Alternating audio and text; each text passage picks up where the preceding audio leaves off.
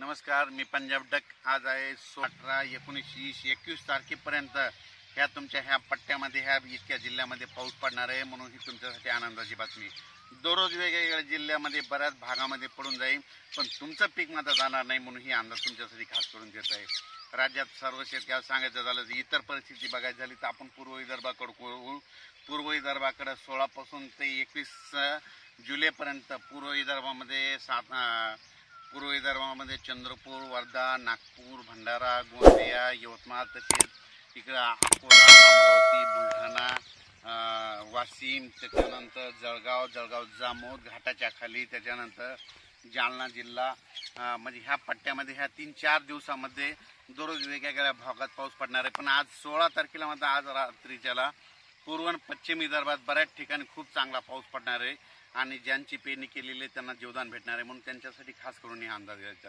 त्याच्यानंतर सांगायचं झालं तर कोकणपट्टीचा पाऊस तो कायम राहणार आहे. तर नाशिकचा देखील सरी चालूच राहतील, म्हणजे उत्तर महाराष्ट्रातल्या सरी चालूच राहतील, हे लक्षात येतं. पण खास करून हे अंदाज केवळ दिला कशामुळं की बीड जिल्हा, परभणी जिल्हा, नांदेड जिल्हा, हिंगोली जिल्हा, लातूर जिल्हा, धाराशिव, सोलापूर, ह्या बार्शी, पंढरपूर, असा जत ह्या भागामध्ये पाऊस पडलेलाच नव्हता. खास करून केवळ त्याच्यासाठी अंदाज दिलेला आहे की तुमच्यासाठी एक आनंदाची बातमी की आता ह्या जवळपास 21 तारखेपर्यंत तुमच्या ह्या 5-6 जिल्ह्यामध्ये चांगला दररोज वेगवेगळ्या पाऊस पडणार आहे. तुमच्या सोयाबीन असो, कापूस असो, उडीद असो, ऊस असो, सगळ्या पिकाला तुमचं जीवदान ठरणार आहे. म्हणून हा अंदाज लक्षात द्यायचा. या जिल्ह्यातली शेतकऱ्याची खूप फोन येत होते, म्हणून त्यांच्यासाठी खास करून आज परत एकदा मी अंदाज देत आहे. आणि नंतर अचानक वातावरणाबद्दल झालं तर परत एक मेसेज दिला जाईल.